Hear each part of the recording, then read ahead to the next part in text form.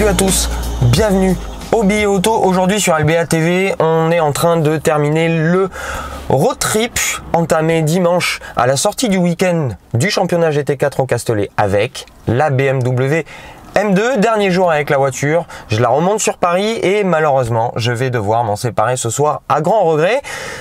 Pour ça, pour terminer tout ça en beauté, je vous l'essaye. Le mieux, c'est de prendre la route. C'est parti.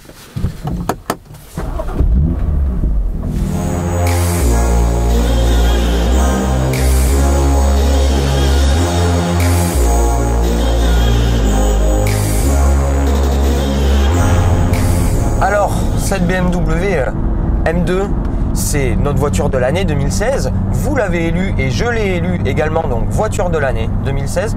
J'ai déjà eu l'occasion l'an dernier de pouvoir vous la montrer et de pouvoir l'essayer sur route et sur circuit, mais jamais sur un road trip comme celui-ci où j'ai fait plus de 1000 km avec le Castellet Bordeaux, une petite balade dans les vignobles et sur les routes girondines bien plus qu'agréable. Et là, je remonte la voiture sur Paris, donc plus de 600 km sans passer par l'autoroute cette fois-ci, en empruntant uniquement le réseau secondaire, beaucoup plus agréable évidemment que par l'autoroute, notamment avec cette voiture, la M2. Alors cette BMW M2, c'est un coupé série 2 auquel BMW Motorsport, c'est une vraie M, a apporté des modifications drastiques. Premièrement, esthétiquement parlant, on va commencer par l'extérieur. On a un gros bouclier super ajouré à l'avant. On a un gros bouclier également à l'arrière avec un diffuseur qui va encadrer les 4 sorties d'échappement caractéristiques des BMW M. Et on a les voies élargies copieusement d'ailleurs, plus 64 mm à l'avant, plus 67 à l'arrière, parce que cette M2 reprend les trains roulants des M3, M4 pour coller à son moteur. Son moteur, on y vient, c'est le 6 cylindres en ligne 3 litres turbo. Cette fois-ci, on a un seul turbo, double entrée, ce que BMW appelle twin scroll, dans le but de réduire au maximum le turbo lag. Il développe 370 chevaux, 500 Nm à 1450 tours minute, sachant que la puissance est disponible à 6500 tours minute. On a une plage d'utilisation ultra importante et c'est vraiment pas mal, on va y revenir plus tard. Donc esthétiquement parlant et mécaniquement parlant, on a quand même quelque chose de bien différent d'une série 2 classique, même d'une 240i, on va dire.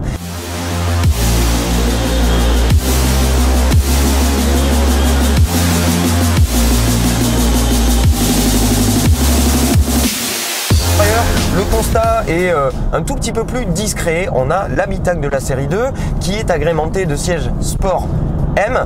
C'est pas malheureusement les baquets disponibles sur les M3, M4, mais ils offrent un super maintien. On est parfaitement assis dans la voiture. La position de conduite est absolument parfaite avec ce volant à jantes épaisses, volant spécifique M, qui tombe parfaitement sous la main et qui nous permet de faire corps avec la voiture. En termes d'agencement et de finition, on est chez BMW, c'est toujours très bien construit, c'est toujours très bien fait, bien équipé, et cette console centrale très légèrement tournée vers le conducteur vous permet d'avoir tout sous la main, les petites touches raccourcies, toutes les commandes de clim. C'est extrêmement bien fait à mon sens et on se sent très bien dans cet habitacle. On a de la place à l'avant, c'est pas une grande routière, mais effectivement par rapport à son gabarit, 4,47 m de long, 1,85 m de large avec les voies élargies et 2,91 m d'empattement, on a suffisamment de place pour mettre à l'aise 2 adultes à l'avant et mettre à l'aise 2 adultes à l'arrière, pour peu qu'ils fassent moins d'1,80 m et sur des trajets qui vont pas dépasser 2-3 heures, mais on peut voyager avec cette M2 sans aucun souci. Et donc tout ça, ça donne envie de prendre la route. Et sur la route, qu'est-ce que ça donne? La M2, c'est pas une grosse voiture, donc en ville, elle est plutôt maniable, plutôt agile. On a une belle vision et un daily driver super sympa. Dès qu'on sort de la ville, on peut emprunter les grands axes et les autoroutes sans trop de problèmes. On a plusieurs modes de conduite: confort, sport, sport plus. En mode confort, elle avale les kilomètres sans trop de soucis, c'est bien insonorisé et on a le feulement du 6 cylindres en fond sonore qui est ultra sympa. Et les suspensions se comportent plutôt bien. On a une voiture qui a effectivement une fermeté sous-jacente. N'oublions pas, on est sur une BMW M, mais qui est plus confortable que les précédentes BMW M et qui offre un joli compromis entre confort et efficacité sur le mode confort. C'est pas cassant pour un sou. Les bruits de roulement sont extrêmement contenus quand on prend en compte le fait qu'on soit chaussé en 245 à l'avant et 265 à l'arrière avec du 35 en flanc avec les roues de 19 pouces.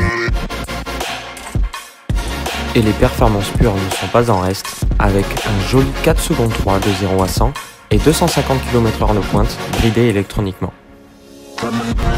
Ensuite, dès qu'on sort de l'autoroute, c'est là que la M2, elle devient intéressante. Il suffit qu'on se mette en sport et, vous l'entendez, le 6 cylindres se fait plus présent comme notre modèle d'essai qui n'est pas n'importe quel M2 au passage, c'est la M2 que vous avez pu voir mener la meute de Furieux lors de ses interventions aux 24 heures du Mans. Cette voiture-là et le Pace Car des 24 heures du Mans, c'est un honneur de pouvoir faire ce road trip à son bord. Et donc, comme je vous disais, on sort de l'autoroute, on emprunte le réseau secondaire et là, on se régale vraiment. On se sert des palettes pour le coup. La boîte DKG qui équipe notre modèle est un modèle de réactivité et de rapidité. La M2 est disponible avec une excellente boîte méca 6 rapports pour les puristes. Là, on a la boîte DKG et qui va parfaitement à cette M2. Et ce moteur, les amis, c'est une petite merde. Quasiment pas de turbo lag, une allonge extraordinaire. La voiture allonge jusqu'à 7000 tours minute sans souci avec une puissance maxi atteinte à 6500. Les 370 chevaux sont tous là, croyez-moi. Et c'est clairement un bonheur de se servir de cette voiture. Regarde, un petit dépachement.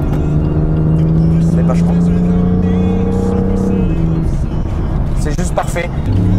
On a une voiture qui est plus agile et plus vive que ses sœurs M3, M4, mais en même temps beaucoup plus accessible. On a un 6 cylindres qui apporte son couple de manière plus progressive que sur les M3, M4, moins brutale, ce qui fait qu'on a une voiture qui est beaucoup plus facile à emmener vite, à emmener fort et qui va communiquer tout autant que ses grandes sœurs.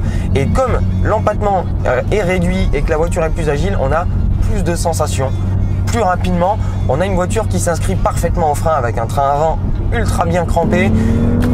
Tout est communiqué dans la direction, on a un joli toucher de route, un très très bon feeling et une fois qu'on a atteint le point de corde, on va pouvoir neutraliser la voiture en reprenant l'accélérateur et l'assiette va se neutraliser, la voiture va bien s'asseoir sur ses appuis et c'est un sentiment qu'aujourd'hui très très peu de constructeurs peuvent encore vous apporter, dont BMW, et BMW le fait de manière remarquable.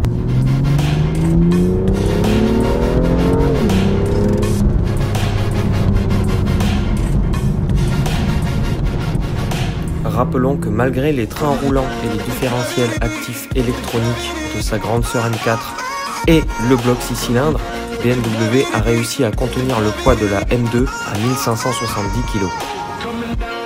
C'est du plaisir du début à la fin, quelle que soit l'allure, ça c'est une chose qu'il faut souligner. La M2, contrairement par exemple à une Focus RS, peut vous apporter du plaisir en roulant pas vite du tout, à toutes les allures.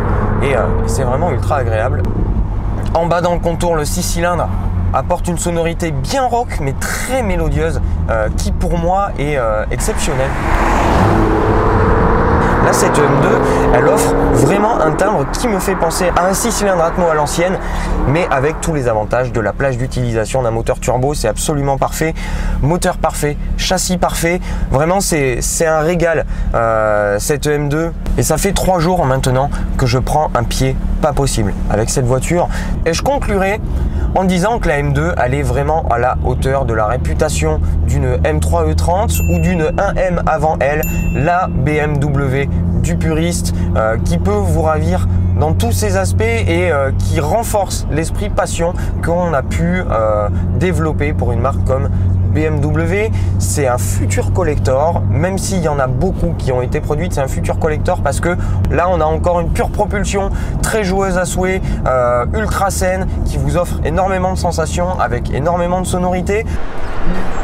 Côté budget, l'accès au prestigieux Club M est facturé 63 950 €. Côté conso, comptez un petit 10 litres au 100, ce qui est vraiment raisonnable compte tenu des performances de la bête. Le restylage qu'elle vient de recevoir avec les nouveaux feux et la nouvelle technologie, le nouvel très léger nouveau agencement à l'intérieur lui offre un capital sympathie encore meilleur, notamment de ma part. Et je serai très tranché, mais en même temps je serai là pour ça. Je serai assez client de cette M2 et c'est le moment parce qu'on ne sait pas si la prochaine sera un 4 cylindres ou un 6 cylindres ou en propu ou en traction. Donc voilà, je terminerai là-dessus. Moi j'ai mon road trip à terminer, il faut que je rende la voiture à Paris. Je vous fais encore quelques images. J'espère que les stories que j'ai pu vous apporter sur l'Instagram du billet auto, tous les liens sont dans la description, vous ont plu. J'espère que les images que je vous ai apportées tout au long de ce week-end avec BMW et de ce road trip avec ma M2, parce que maintenant c'est la mienne, vous ont plu. Si c'est le cas, n'hésitez pas à mettre le petit pouce, à partager la vidéo. Ça m'aide à pouvoir vous proposer ce type de contenu qui est absolument extraordinaire pour moi et j'espère également pour vous. Et à vous abonner si ce n'est pas déjà fait. Et n'hésitez pas à venir nous faire des coucous de temps en temps sur les réseaux sociaux, à me dire ce que vous pensez de cette BMW M2. Vous êtes plus M2, M3, M4 ? Très clairement, même si je suis le plus gros fan du monde de la BMW M3, à chaque fois que je mets les fesses dans la M2, elle me fait quelque chose. Je vous laisse ici les amis et je vous donne rendez-vous très vite. Il y a plein de choses très sympas qui vont être calées d'ici la fin du mois d'octobre. Et restez branchés pour les fans de BMW. Courant du mois de novembre, on a des trucs très sympathiques de caler. D'ici là, je vous souhaite plein de belles choses les amis. Encore merci à vous tous de nous suivre. Je vous dis à très bientôt. Ciao.